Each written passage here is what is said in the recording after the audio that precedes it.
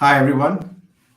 Thank you so much for joining in. Good evening, good afternoon, or good morning, whichever part of the world you're joining in from. I have a very special guest, Mr. Dr. Sharath Jeevan, Order of British Excellence, OBE. Uh, Thank you so much, Sharath, for joining us. Thank you, Oscar. What a pleasure. So nice to have time together today and with everyone around the world. Same here. And you are joining in from London, the business district that you are part of now, right? Yeah, so I'm not, those who know London, I'm a few minutes from Liverpool Street in London. It's the Oh, heart of the okay. city, in a Okay. co-working space where I work from most days. So it's some sunshine for London. It's unusual. So we're kind of grateful for what we have in terms of the sunlight around us as well. Fantastic. And I see that you are traveling various countries. The recent your trip to Robben Island in South Africa that really touched me. The post that you had on LinkedIn. Could you share a bit about your trips?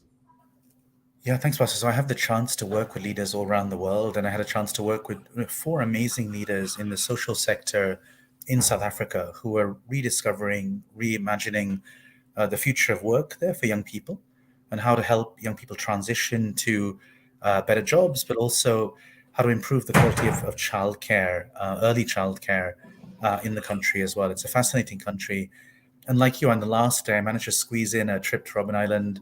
And I was really surprised by the fact that I was being taken around by a former prison guard himself. Such a I'm Yeah. not sure why I didn't connect. I was so surprised when he showed me around, and just the sense this man had been there for 9 years, Mm. Mandela almost 30 years, right? But just that he could still be gracious, could still be kind, could still be able to think beyond. That was just such a moving experience, I think, from my point of view as well. So, Absolutely. I could connect with your experience because I was there a few years ago, and I had a very epiphany moment, I should say, where I cannot imagine a person confined to a small space for more than 27 years and still keep the spirit, right? I thought we will start a conversation with that. How much ever hardship this person has gone through, Nelson Mandela, he still is a epitome of motivation, right? Intrinsic motivation, and he inspires rest of us to stay true to the purpose and make sure that there's no distraction that takes his goal away, and finally achieve what he wants. And also, I have seen this movie Inception. Um, Sorry, I'm getting it wrong. Um, I'll get the name of the movie in a while.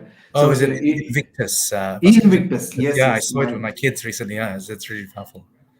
it's a Yeah. very powerful message that even though we have won over the apartheid regime, we have to now integrate and combine this country into one. Otherwise, it will divide and fall into pieces. That Yeah. was the key message, and whatever actions he took is also based on the intrinsic motivation that he got to heal the country together. So having Yeah. such an iconic person to initiate a conversation on intrinsic motivation, you have done nothing less, and you have impacted more than 7 million children through your work with 200,000 teachers and 35,000 schools. It's phenomenal. So the kind of experiences you have shared in this book, Intrinsic, is something which is very moving for me. I have dabbled in these segments: education segment, non-profit, and corporate. You touch upon different aspects of it. So, big hats off to you for starting this conversation on intrinsic motivation, where all of us are chasing something out there as a definition of success: money, fame, position, and so on. This is a very good reminder. Thank you so much for bringing out this book. No, thanks, Pascal. And I think if I take maybe that example of Mandela in the chair and in the cell, and maybe that's a thread for today's discussion.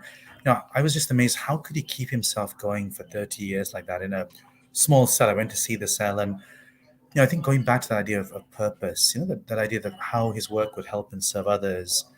I think that memory of like what he wanted to do after he left Robben Island, was very much strong in his mind. And I think even in his interactions with the prison guard, they developed a very close relationship. He had multiple guards over the years. But, he would ask about his family. He would have a deep personal interest in that person. So even in that most remote place, cut off from the world, ostracized, banished, he managed to keep that idea of purpose of helping and serving others very real there.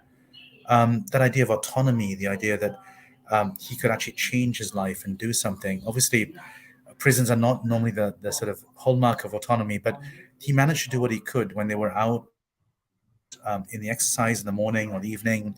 He would try and show what he could do. He would write furiously. He would borrow paper and so on in the cell. So as much as the prison allowed him, he tried to exercise his own sense of agency, his own sense of being able to be in control of his life. And that idea of mastery, getting better and better at something. I think it was the place where he developed so many of his ideas of leadership, politics, what he wanted to do.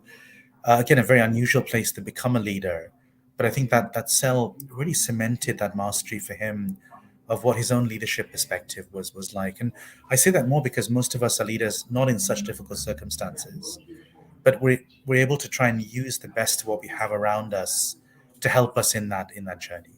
So a very inspiring trip, like what yours was, Bhaskar, as well. Wonderful. You touched upon all the three aspects of intrinsic motivation. And I really like the way you covered the history of this movement, all the while, whether it is Mintzberg or Hertzberg or many other people, psychologists who worked on what motivates humans. This particular research by Richard Ryan and Edward Deci on self determination theory that paved the way to understand what really motivates us. There were a lot of experiments where people were asked to play a game and stay motivated to keep moving from one level to another without any payment or anything in return as a monetary benefit. And there were this other set of group of people who were given incentive and they were incentivized to play more. It was surprising to see that they stopped playing even though the incentive was there, the economic incentive was there. That led to many other questions on what really motivates us. If money is not a motivator, what other things? And then this set of three trifactor factors came in, and you also quoted about drive.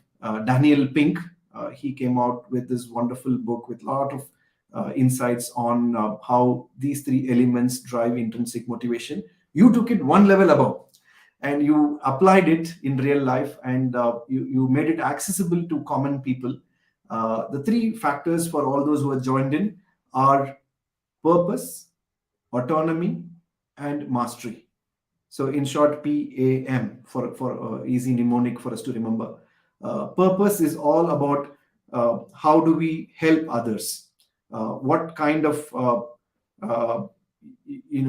way that we can help and serve others? That's how you are defining in your book. Knowing how, what you do, help and serve others. Autonomy is defined as believing in your ability and agency to actually change things for better. And mastery is defined as the sense of being on a continual, almost infinite journey of improvement towards being the best version of yourself you can be. So, having given this three major constructs: purpose, autonomy, and mastery, and the definitions. Now, let's deep dive. Your experiment with teachers. Could you say more about what prompted you to work on this area, and how did your journey begin? Yeah, thanks, Pastor. So I was born in Chennai, in India, and I came to the UK when I was about 4 years old. I went then when I was about seven to Saudi Arabia. My parents were and are doctors. They worked in the National Health Service and so on. So quite a mixed upbringing in terms of where I lived and so on. I think I spent my summers in India, in South India, with my grandparents and so on, and forged a very deep connection there. I went many times, but never. This was the first time I ever worked in India. I never tried to run an organization. It was imperfect at times, but as you said, I was very proud to have got to 35,000 schools and worked with governments and amazing teachers around the country and other countries as well. But what really sort of floored me from the whole experience was that India had, had this incredible experiment to build 10 lakh, a million schools across the country.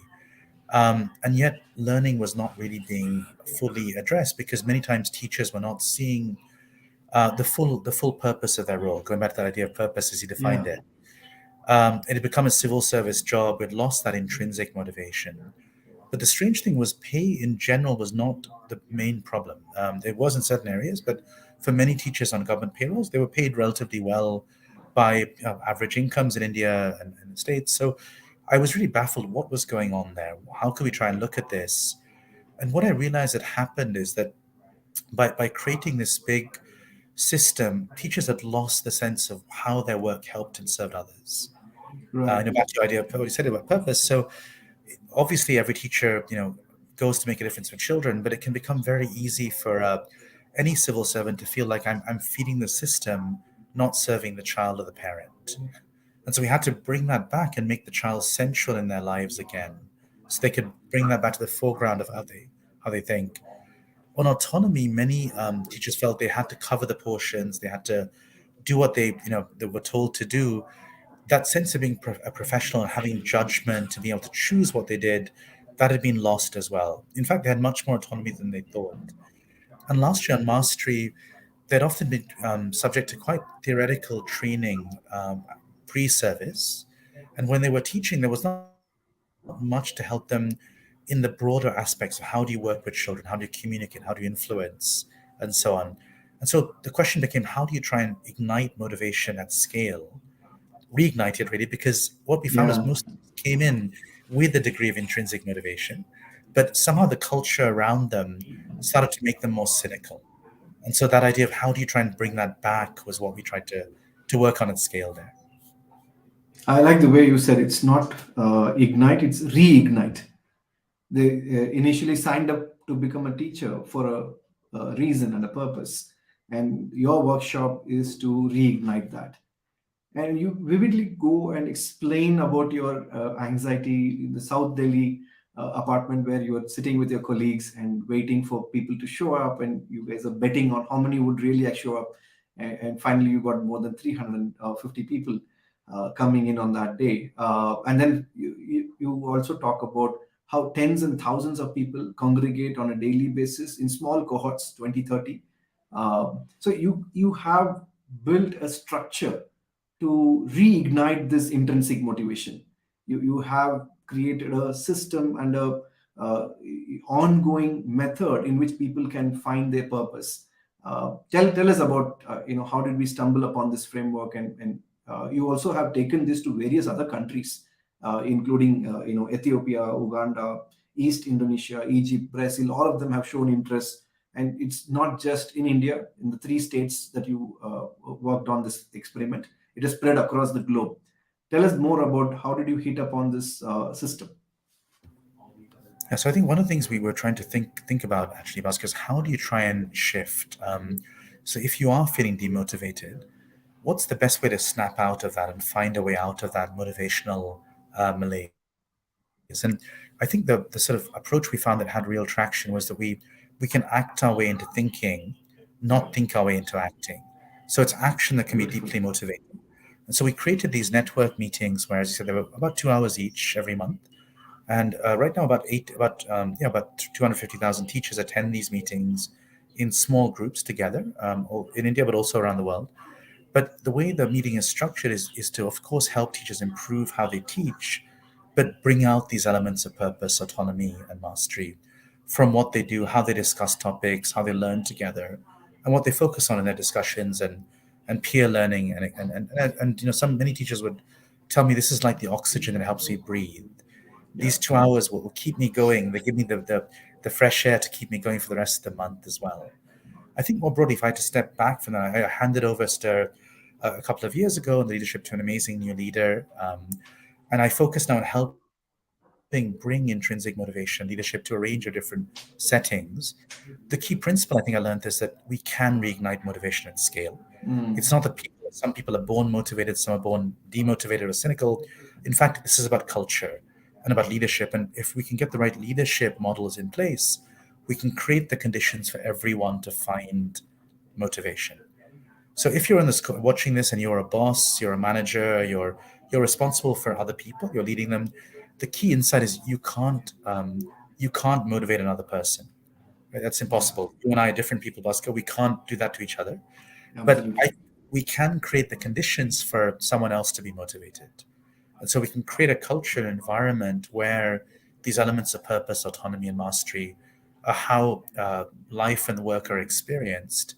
And that can have a profound impact on how the people we lead behave and how they show up in the world and the contribution they make to others as well.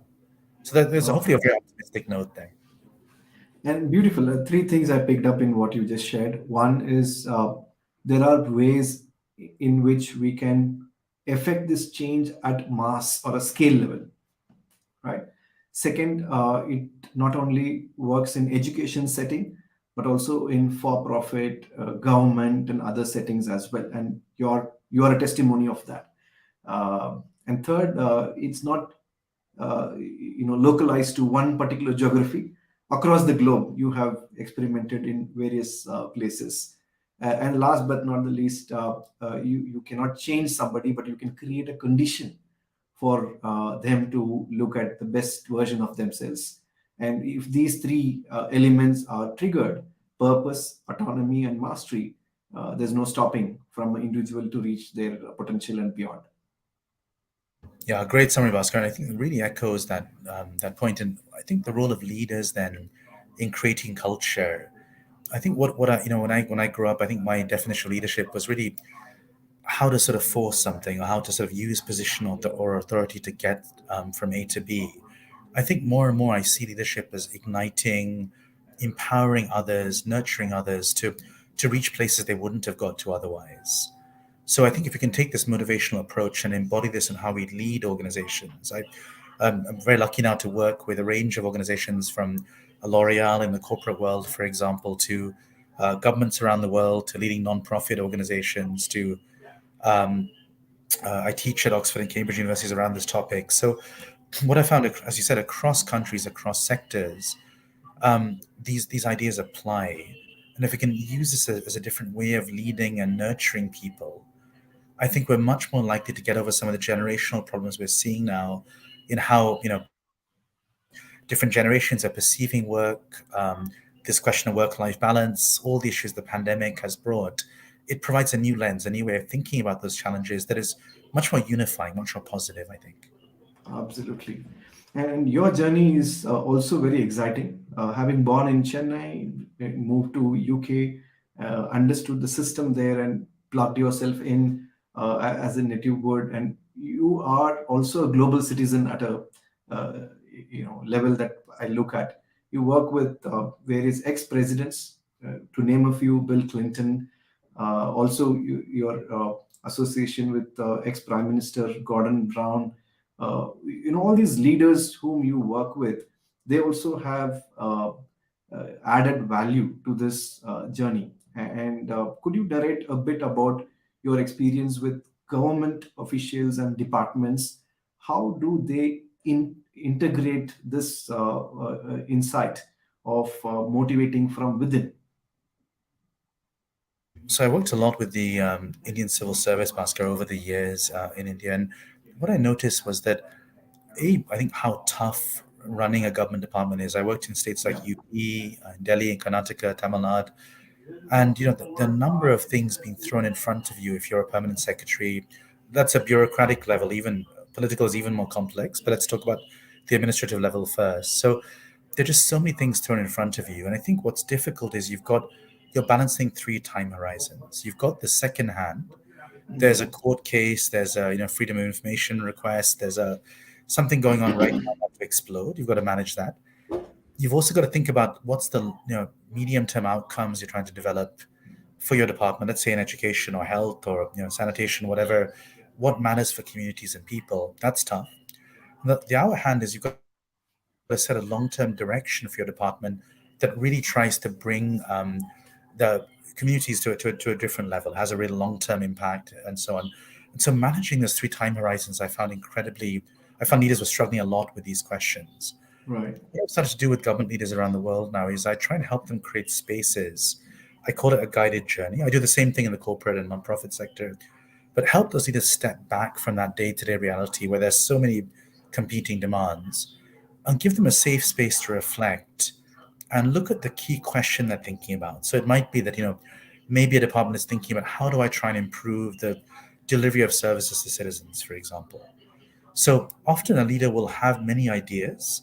They wouldn't have had the time to step back and fully articulate what direction they want to go in. How will they Mm. motivate other people, their colleagues, citizens, etc., to get behind that? How will they nurture their teams? I try and create a space for them to look at those with their leadership team and come up to a very clear direction around those things. So I just think it's so important to get this right in government service today, to really make a difference to the lives of citizens.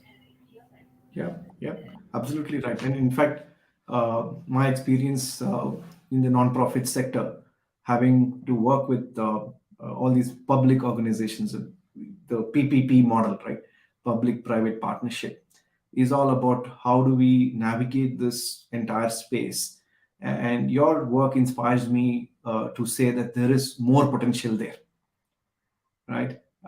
And the kind of change that is required from within as a change agent before creating conditions to change the environment is phenomenal. How did you prepare yourself for such a journey?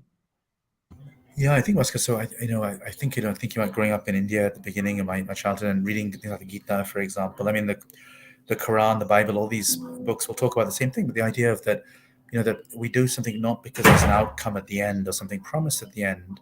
That's the Mm. extrinsic side. We do something because it's genuinely the right thing to do. It's fulfilling. It's deeply motivating in its own right. And if we Right. can anchor our lives to what we do towards those things, that can be much more powerful. So I think for me as a leader running a nonprofit organization in places like India and other countries, I think a lot of it was learning to suppress my own ego.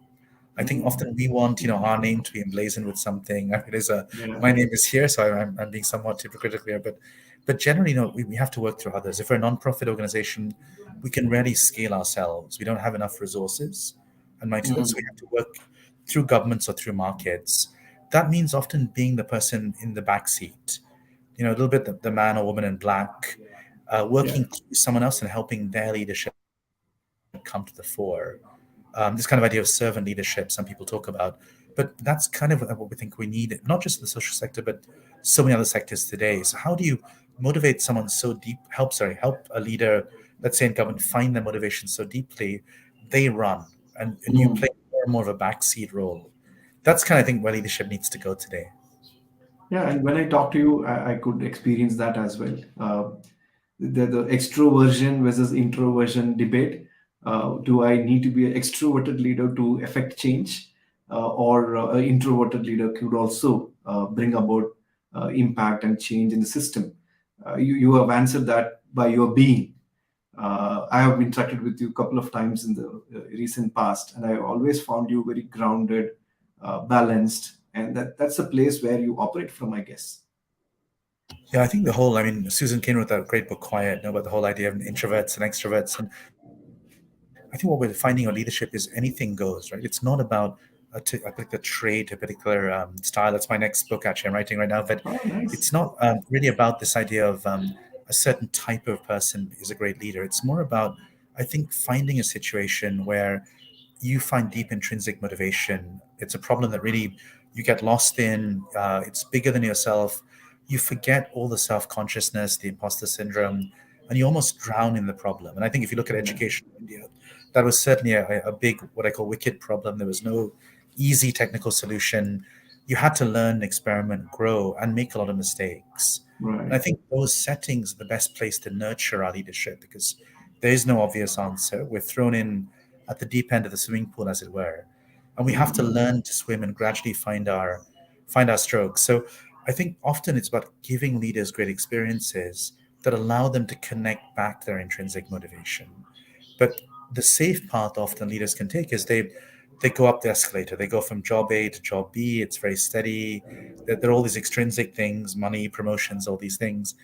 For me, Mm. jumping off from the corporate world and deciding to take a very different path it was very scary. My Mm. family had, luckily I had a very supportive wife, but um, but I think it really forced me to be a different kind of leader because I had no other choice but try to be the best leader I could be. Absolutely. And congratulations on the next book that you're working on. Uh, can we say we are the first privileged ones to get a sneak peek on that? Absolutely, Oscar. Yeah, no, for sure. So what happened when Intrinsic came out about 18 months ago? It's really interesting. You write a book and you write it for a general audience to begin with, but you Right. start to figure out who is your real reader. And for me, at least, my real reader were leaders who were at what I call a very important inflection point, a juncture in their lives where Right. they were facing a significant question: which way do I go? There's a fork in the road. In terms of how they lead their career, in terms of how the kind of mother or father they are, in terms of how they represent the community or serve the community. I think what I found was that they were the people who really were hungry for this kind of approach. And if Mm. I realized if I could actually serve and help them back to purpose, I would be indirectly helping millions of people because these leaders currently run large organizations in every sector, but also will keep Yeah. going on to lead more and more. So I felt for my own next chapter, my own life purpose, it was a pretty good way to spend some time, I think, and focus. Wow. Brilliant way. And wish you all the best for the new one. That gives me a segue into our next section of our conversation. We spoke about education sector, where you have this is the largest self motivation experiment globally done. Then we spoke about your work with government agencies and how, as a change agent, uh, when we work without ego, we could affect the change that we want to see in these systems. Now, can we quickly move into corporate sector? You alluded few points for a leader in a corporate sector. However, I would like to touch upon three specific areas in the corporate sector. Number one is what's happening around all of us now. A lot of news about massive layoffs and big companies are letting go of people in large numbers, and there's a panic and a lot of discussion around losing a job, right?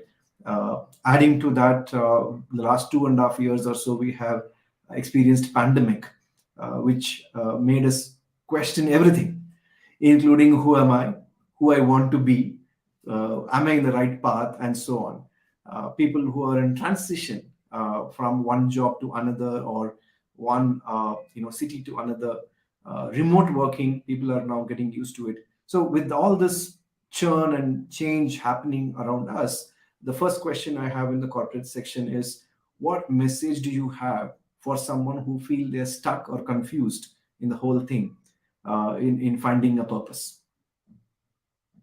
So I think the first thing I'd say to someone who's thinking about these questions and seeing the environment around us, which is more scary than it was maybe 12 months ago for sure, I think it's to first harness what we have already. So what can happen is we can always feel the grass is greener on the other side. If we're Right. in a job, in a role, there's already a lot of things that are probably going right, and a lot of ways we can draw out more purpose from it.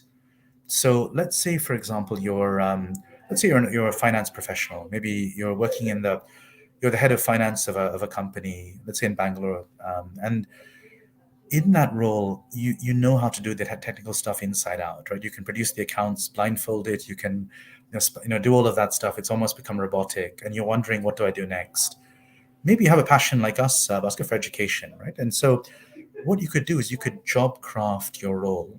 And job crafting is a term meaning that often we tend to think about job descriptions as like a Bible. It's fixed, it's static, I can't change it. Instead, if we can actually think about, okay, let me go to my CEO and say, I really have a passion for helping and empowering people. Can I spend 20% of my time on actually going around the corridors of the office or the hybrid world or teams or whatever, and sharing this information and helping business leaders decide how to use that information better? So I'm still playing to my core finance role. I'm still doing the accounts. That's important. I'm still making sure they're accurate, but I'm crafting my job description towards my sense of purpose, which might be about helping and empowering other leaders to better access information and make better decisions around that. So that sense of what I call a personal mission statement, I think a lot of us, we know we have many corporates have a mission statement. Very few of us as individuals, leaders, have our own mission statement. I think everyone should have one. And so let me just give you mine as an example. I help leaders across sectors to navigate questions of direction, potential, and motivation by writing, advising, and coaching. So that very simply, that's what I do. I think if we can think about that, think about what we want that to be for our chapter of life, there's a lot we may be able to do in our current role. Beyond that, though, once we start that, if we're looking for a new role, it might help us to give us a sense of where we might want to go. Who should we talk to? What kind of networks do we want to build to find a role that is more suitable to where we want to go, medium or long term as well? So I think the key point being that starting with that perspective of what really matters to you motivationally, and not seeing things as fixed, but seeing the ability to craft what you do towards it. I don't know if that resonates, Musker, as well. Absolutely, absolutely. In fact, these are the simple steps known for many years, but there is a knowing doing gap.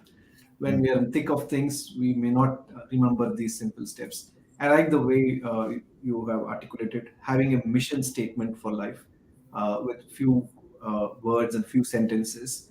Keep reading it, reiterating it, or editing it as the need feel. Yeah, That will guide us. yeah. Yeah, And basically, I have just two more suggestions. So we talked about purpose, that idea that you mentioned. On yeah, autonomy, what I would suggest is that often we often get very trapped by some of the corporate constraints around us. It might be the quarterly earnings cycle, or reporting, or whatever these things are. I think what I found in almost every corporate setting is that leaders have more autonomy than they think. So grab that. Don't be ashamed. Don't be afraid to do that. Carve out things. Do things differently. Ask for forgiveness later. Sometimes is a good approach. So try to seize your autonomy and use it. And the last thing I'd say is on mastery. A lot of value in the we've all been seeing the AI changes we've been in the world over the last couple of weeks, but more and more value is coming to the human skills of our role, the human elements of mastery. See if we can find ways to practice and develop those skills, from influencing colleagues to communicating to collaborating things, and actually try and write those things down. What are we trying to develop on those mastery areas? How can we very consciously go and develop those? And can we find nurturers in our lives, people who can help us give exposure and context in those new areas of mastery as well? So I hope that's helpful as in terms of yeah. thinking about the world from a corporate lens. So find mentors and coaches to work on these areas as well. Would that be part of the list? Definitely I'm not. just plugging in my own livelihood here. Yeah, exactly. So that you know where to contact Bhaskar if that's what you want. So for sure, I think, but obviously many of us, some people will be able to afford a coach as good as yourself, Bhaskar. But some of us may not have that means. But what I found in my research, I talk about it in the book, is that there are nurturers out there, nurturers who can take us to places we wouldn't have got to otherwise, everywhere in our lives. Often it's about identifying them and uh, helping them be effective by being a good nurturee. So are we humble? Are we open to learning? Have we checked out our ego? Are we showing them real effort in terms of what they're suggesting? If we can, people want to nurture us, and I think we can unlock our own potential much earlier in our careers if we can do that well. The other thing we can do is start nurturing other people, because we learn a lot by teaching others. So if we start to nurture other people, have mentees, and so on, our own skill levels will increase as fast as the people we're nurturing as well. So it's a symbiotic thing. We want to find nurturers, but also be great nurturees ourselves and nurture others. So you remind me of this neuro science principle of having more opportunities to release oxytocin. When you become a nurturer, you have more oxytocin released in your body. That means more happy chemicals, more dopamine, more serotonin, and so on. So yeah, there's a famous Bollywood movie, Munna by MBBS, where he goes and hugs people and tell them that I really value you and the kind of work that you do.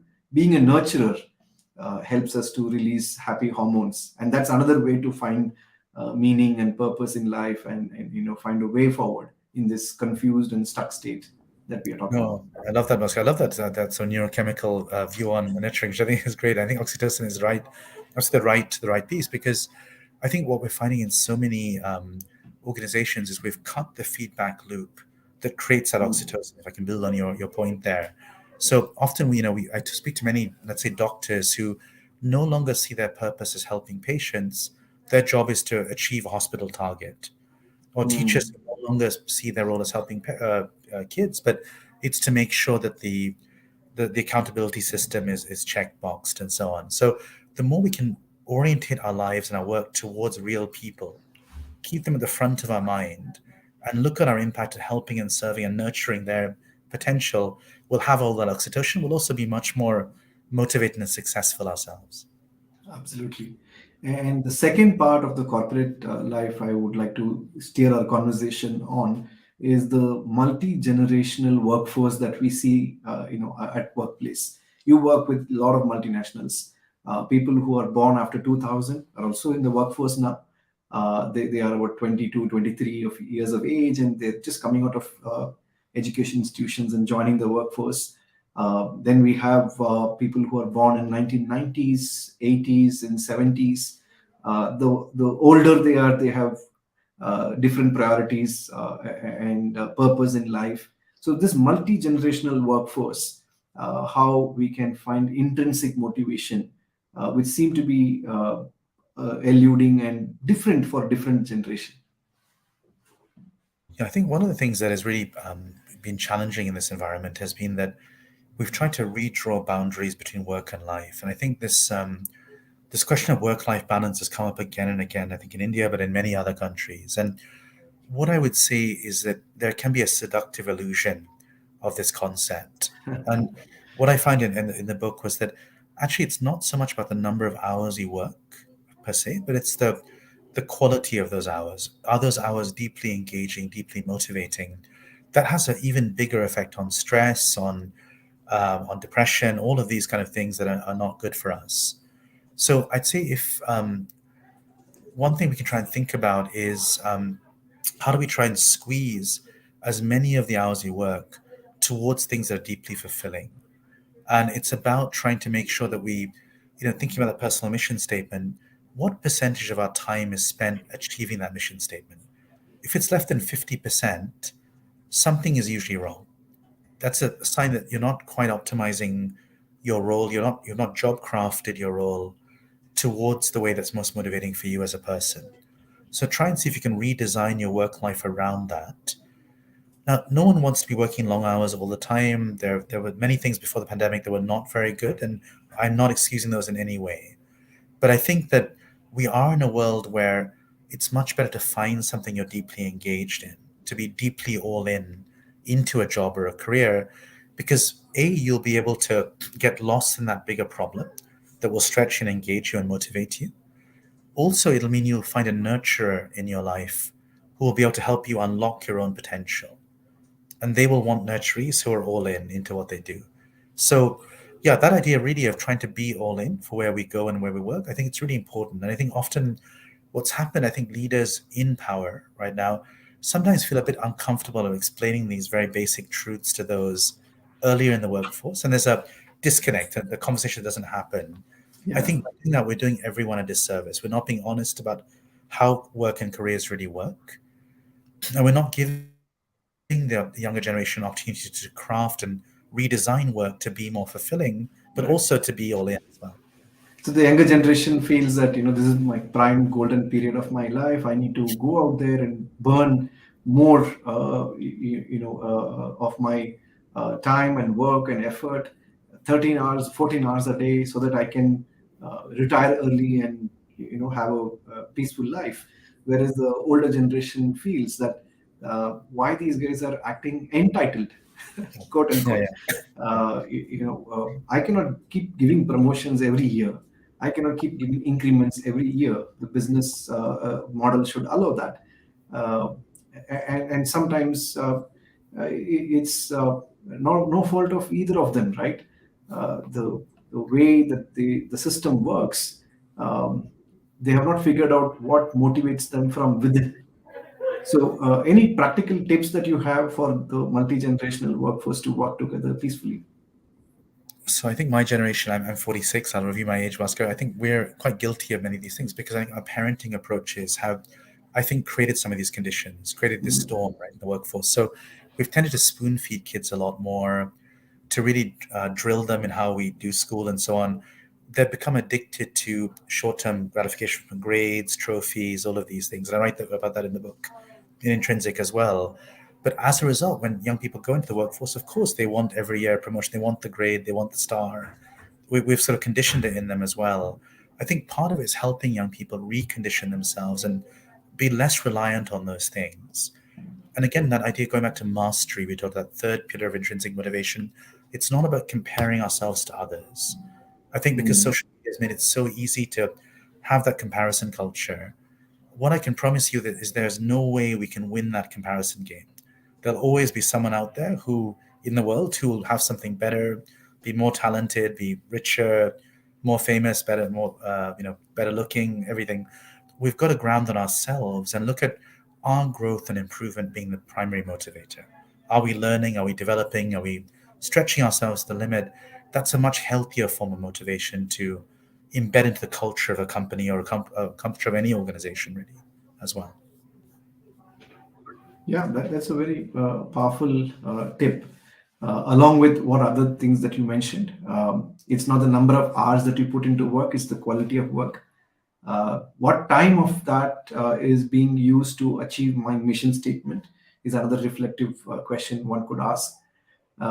Find something that you are deeply all in, like this is the metaphor used in uh, gambling, right? You have all the chips and you just put all in and say, I'm betting everything on this round. I have nothing else to fall back on. There is no plan B and so on. Find something that you can say, I'm all in. That's a beautiful concept that you brought in. And the last one that I heard you say, uh, don't compete with someone else out there, compete with yourself. That's the mastery, the third element of intrinsic motivation. Yeah, and that's a wonderful summary. And I think one of the things that sometimes can be scary for young people in the workforce is that if they are all in, going back to your poker example, here's all my chips on the casino table or whatever. Um, I'm not a big poker player, so I'm imagining here, but that this idea that it feels very risky. But actually, what we're learning about work and careers is that it doesn't matter so much nowadays what you do. What matters Mm. much more is how you show up in work. So you can do something and it doesn't work. It may fail. It may be a startup that doesn't go through. And I've also run startups that have failed for sure. So what's more important is if you are all in, if you really put everything into it, you'll develop transferable skills and interests that will help you move to the next thing. It will be painful for sure, but almost certainly that's a better way to develop your leadership capacity than trying to play cautiously, than trying to put boundaries around things and not be willing to go that extra mile, not be willing to go all in. So there's one thing I take away if someone earlier in the workforce, go all in and know that that will provide that transferable mastery for you to move into whatever matters to you as well. Wow, beautiful. It doesn't matter what you do, but how you show up. That matters. Yeah. Fantastic. Thank you. So, the third aspect I wanted to deliberate with you on the corporate side is about the gender. The more and more I see women are rising the rank, though not in the pace that we want to be. However, the trajectory is in the right direction. Pace could be much more. The fact is, more and more women are now scaling heights in leadership. This intrinsic motivation, is there any difference between men and women in your research that you found? Are women more intrinsically motivated than men? What are your findings on that? Yeah, I think so. What we're trying to create, I think, Bhaskar, is a culture where everyone can find their own motivational dial and they can have that set in whatever job they're playing in. I think there has been an element by many women that I work with, female leaders, are feel like they're playing someone else's game. And I think there's something we can do to first of all make the playing field more level by allowing, I guess, by taking away some of the nonsensical things we've accepted over the years. So if I take, meeting culture in India, but also anywhere in the world, it's very common for meetings in, let's say, we're in Gogaon, and the meeting goes on until 10 at 10 p.m. It doesn't finish. There's no clear agenda. There's almost no sense that there's an impact. This person who's in this meeting might have a child, might have an elderly relative, might have a Yeah. spouse or a friend. By doing that, we sort of put women and men, I think, into difficult binds, and we make it harder for women to participate in things. Many law firms, for example, will have a speaker series. Once a week, a speaker will come. It'll be at 8 p.m. on a Monday night, right? So, of course, if you have any childcare responsibilities or anything, it precludes many women from taking part in these things. Why Right. can't it be on Zoom at 9 o'clock when the kids are in bed? So it's a level playing field for. So we can do a lot to improve the accessibility of these things, so everyone gets a fair shot. The other thing we can try and do, I think, is to champion women much more. What I'm finding is Mm. that often those who have power, who tend to be more men at this point in time, unfortunately, um, a lot of times they can say nice things, they can be very nurturing, but when push comes to shove, when it comes to that promotion, that recommendation for the female leader to have a chance to take a new project on, play a new role, they're a bit shy. And so Right. I guess just as I'm asking, younger members of the workforce to be all in terms of how they show up to work, that how question, I think male leaders who have power now need to be more all in how they represent and champion women or any minority group in the workforce to make sure they get the exposure, get the nurturers that will help propel their careers. Fantastic. And in terms of difference between genders, you don't find many research on that, right?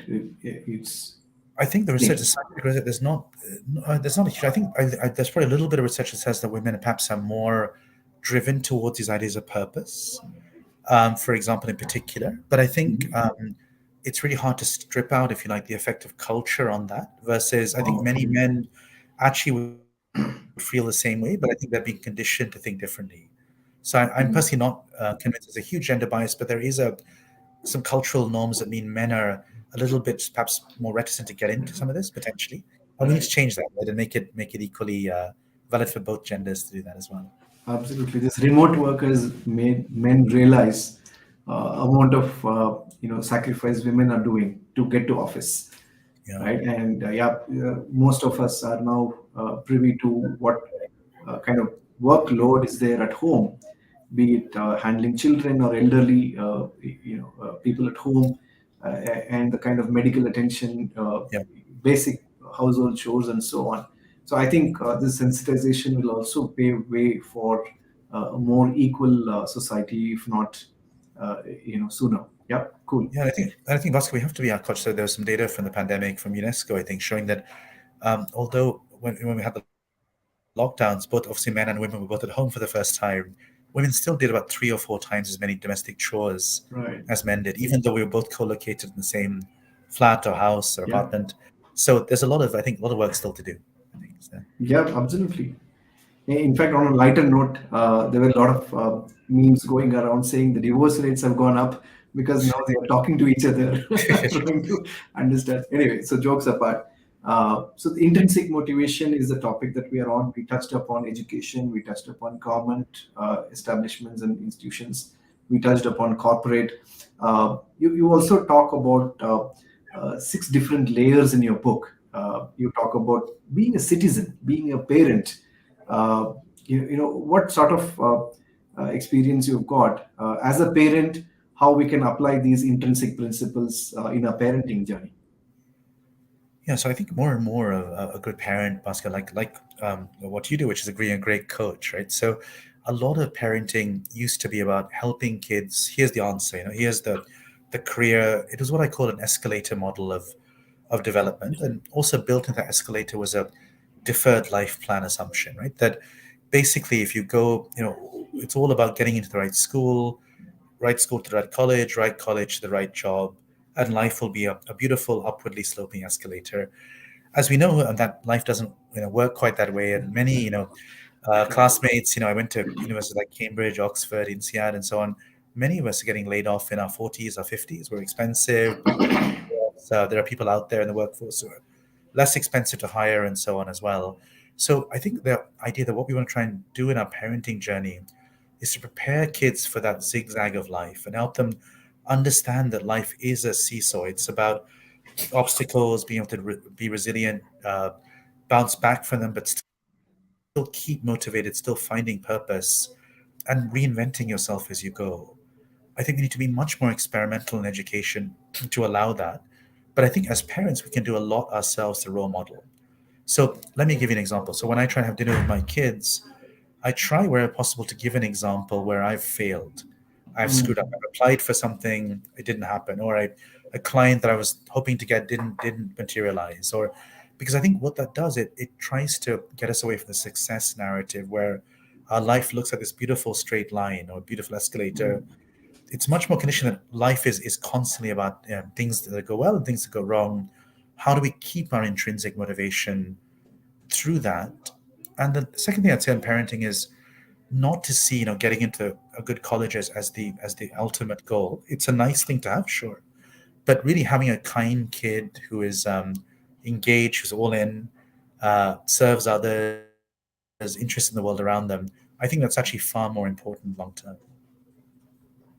Wow. Life is not a straight line, but a zigzag with ups and downs.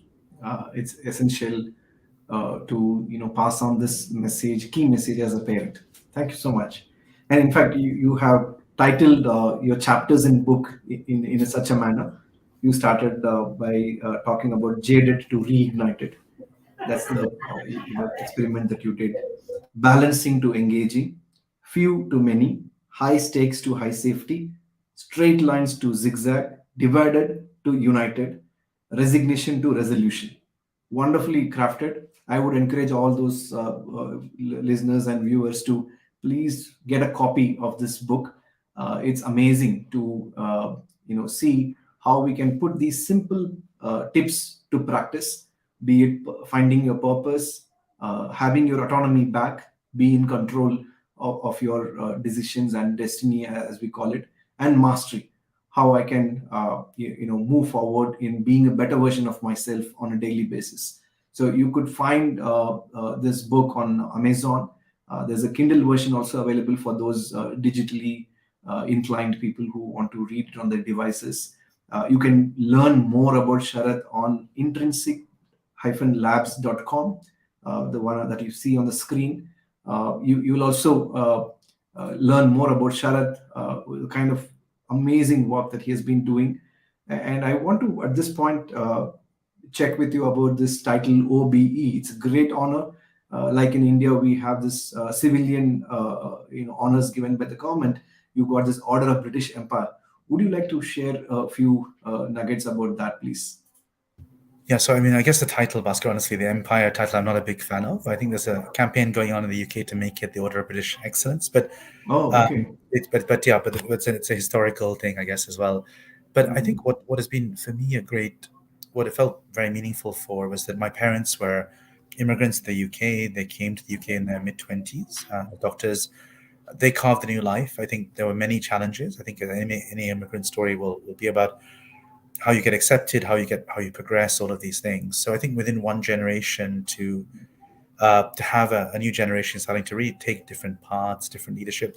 We have, of course, a prime minister in this country who's of Indian origin, Indian descent. Yeah. That's huge for me, a huge part of pride that anything is possible. And so I think that idea that, I think we want to try and take barriers away from leadership and help all those who want to serve and help others have that contribution. So yeah, I went to Windsor Castle. I had Princess Anne provide the sort of medal and so on as well. So yeah, it was a very special moment, I think, in that sense, and yeah, just a real sense of how far a generation has gone. Many other people would have been as deserving as me, but that sense of progress, that we are progressing and that we can build better progression, better ways for all of us to achieve and be successful in life. Absolutely. And the path towards this place has not been a straight line for you, been zigzag and ups and downs. I know many of these stories you have already shared on social media, on various platforms, including your writings on LinkedIn, which I'm a big fan of. Keep writing, keep sharing your thoughts. And for anyone who would like to be coached by you or having interaction with you, what is the best way to get in touch with you, Sharad? Yeah, plus if you just connect with me on LinkedIn is by far the easiest one, Bhaskar, as well. Please connect. I write, as you said, every week on leadership related issues. I'm about to do some, I won't give away the game here, but I'm going to announce something quite exciting in terms of the new book on LinkedIn in the coming days, and would love to stay in touch. I also learn a lot from your post, Bhaskar, from your work and for others as well. So I find it a great learning platform. Back to the idea of mastery ourselves now in this stage of our careers and lives. Thank you, and really generous of you to say that. And I know you keep traveling to different parts of the world and also to India. So, for those who are willing to engage you on an assignment, either a for-profit or a non-profit, what is the best way to get in touch? And I'm happy to share with all the audience here that I'm happy to take you to all my clients and see how we can do a 1 day or a multiple day workshops over a period of time so that they can get the benefit of this research or evidence backed approach of rekindling or reigniting the purpose, autonomy, and mastery in all the employees. Thanks, Pascal. Such kind offer. I'd love to. And I think one thing I've felt with the pandemic, I wasn't able to travel, of course. I want to change that this year, but I'd love to. And what I do with a number of groups around the world is to help them run these guided journeys where we take leaders into a safe space within their organizations to look at these questions of direction, about culture, how to nurture the potential of teams, and how to develop learning and mastery as they approach inflection points, key challenges, key big decisions they're facing. And if there's any appetite, we're delighted to collaborate with you on this as well. It means a lot to me as well to make a difference in this amazing country. Yep, and the purposes are aligned, and I'm sure this will be a great run. Thank you so much for that collaboration opportunity. And we were talking about various other ways that people can access this internal or intrinsic motivation. You quoted a few references in your book, one of them being How Will You Measure Your Life by Clayton Christensen. One of my favorite. I have read this many times. It talks about how people meet after many years of successful life, quote unquote, in an alumni meet of their alma mater, and they discuss about or exchange notes about where they are and so on. The other book, which you also mentioned, is about Revolution by Fred Kaufman. This is again it talks about the power of purpose.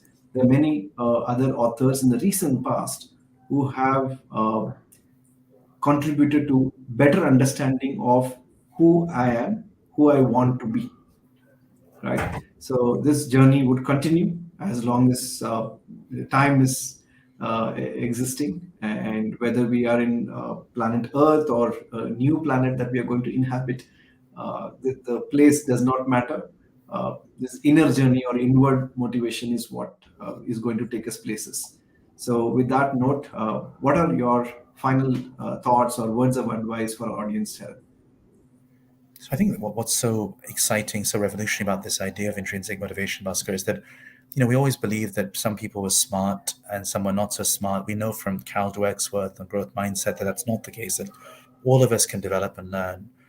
I think we also used to believe that some people were motivated, some people were not, some were lost causes, some had hope. It's nonsense. Actually, this is something all of us can achieve. And we don't need to be in the perfect job, the perfect life, the perfect house. A lot of it we can do with what we have already. It's really about reframing what we do to really bring out these elements, these pillars of purpose, autonomy, and mastery. PAM, back to that acronym you mentioned at the beginning. We can do that in our work lives for sure. We're going to be working about 90,000 hours. We can make them more motivated. We can also do them in our personal lives and our lives as citizens. So I hope there's a huge ray of hope in this discussion for everyone watching and listening today.